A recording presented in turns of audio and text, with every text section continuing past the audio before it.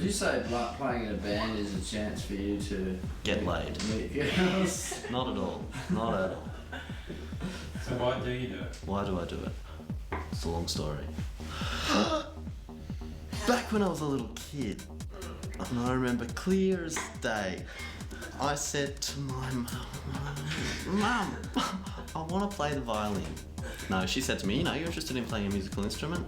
And other than the piano, which I'd been learning for some time.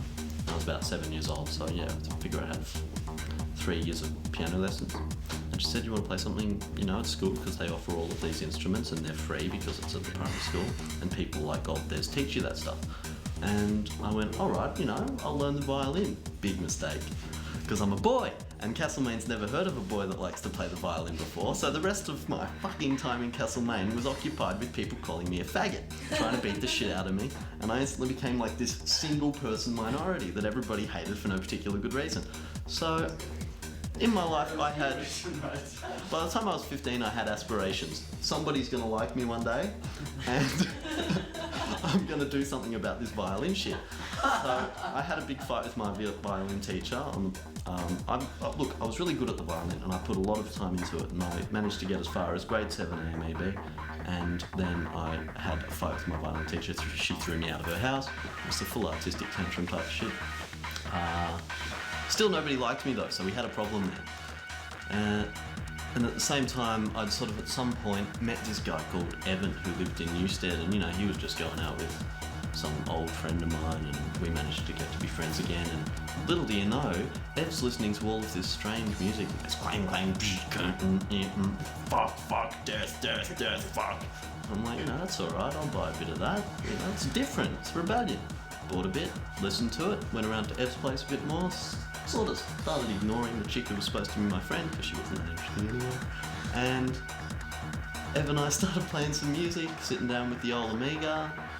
We definitely weren't into the doof thing by then, we were listening to strange music, I suppose, it's that whole sort of tortured teenager thing. I listen to the weirdest music in the world, you've never heard of it, you're far too not special enough to understand what I'm talking about, so I won't even bother explaining it to you.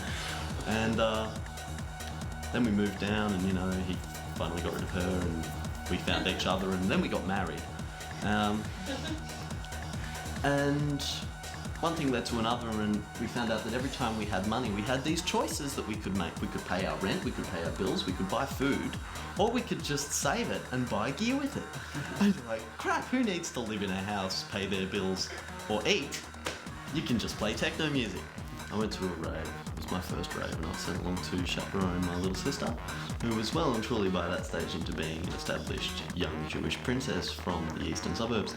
And I went along to the rave, and I was bored shitless, ran around, knew that there were...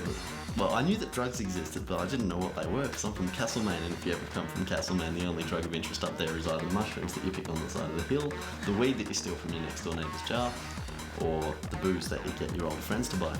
And so, anyway, after running around at this big rave, which was at the Alternative Sports and Entertainment Complex, anybody been there? It's huge. I was shitting myself, I'm going, it's huge. It's, wow.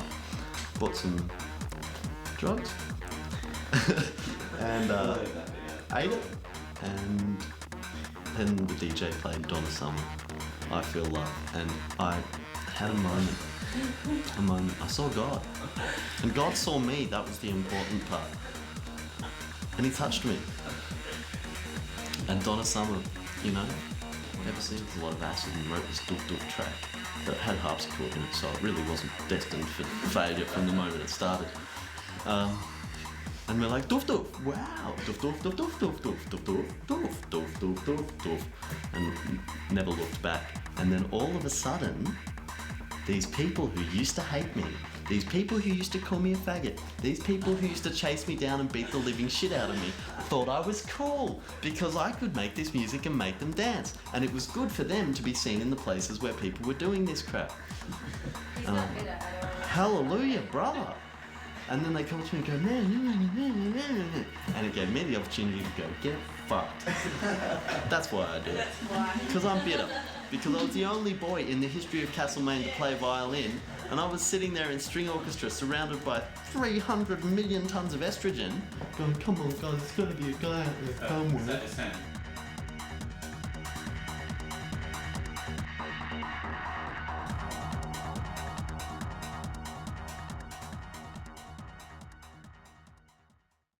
Where are you from, Evan?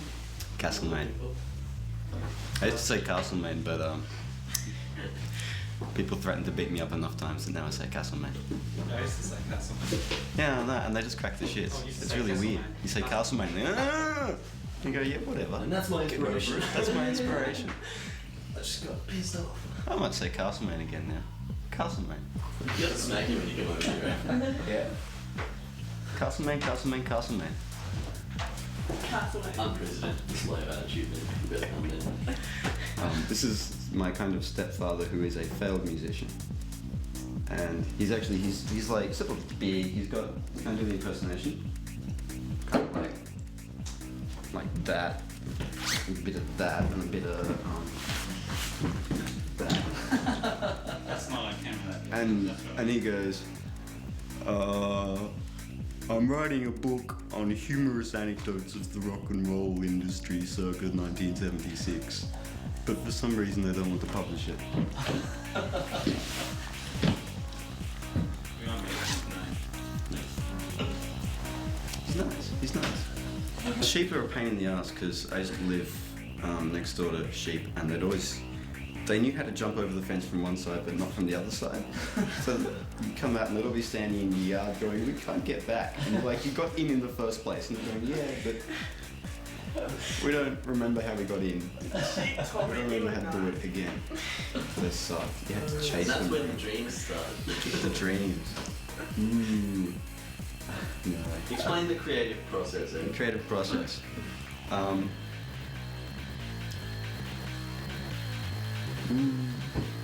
You know, it just kind of happens, like you can't sleep or something, or you get home from uni and you go, and you put headphones on and you make really, really loud noise until your ears bleed, and then you go, yeah, that's a song. I like that one. Take. Castlemaine sucks. Well, that's alright, but I wasn't living in Castlemaine anyway. He was living in a place that I sucks. was living in a place that sucks more than Castlemaine. Where's that? Newstead. It's nice. Had you lived in Newstead all your life? No way. Lived in Newstead for 2 years, I think, a year and a half. Where were you before that? Castlemaine. Well, you're living in the country, and all they do is that, like, all you hear is just like the sort of commercial stuff that reaches you, and you just go, oh, I don't like that. I don't want to listen to that. Is that what this techno thing is? That's bad. The tweak is all important. Oh, I don't know, I just went out and took lots of drugs one day, and then I came home and I went, you know, let's write techno. Techno is awesome. Let's go doof, doof, doof, doof, but faster. And in time. And in time. The machines do the time, I can't do it. What's your inspiration, Ed? What's my inspiration? We just bounce ideas off each other. No, seriously, what's your inspiration? I like fucking.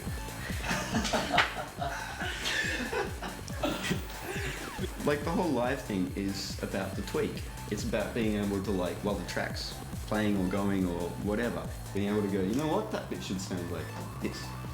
And it does, and you go like that. And you're changing things as it happens in real time. You're not playing something that's static. It's sort of, it's an evolution. So you've got a little knob and or a slider or a touch surface or whatever that will affect some aspect of the music, whether it's the timbre or the rhythm or the pitch or whatever. You're fucking with it in real time, and that's the good bit, because you turn it up and you go, that sounds really good, I'll turn up some more. You turn it up some more, you go, that sounds great, turn up some more. You turn up some more and you get really excited, and then you go do it in front of 150 people and you turn up some more and they get really excited too, and you go, wow, they're all so excited that I'm turning this knob up. And you turn it up again and they go, woo!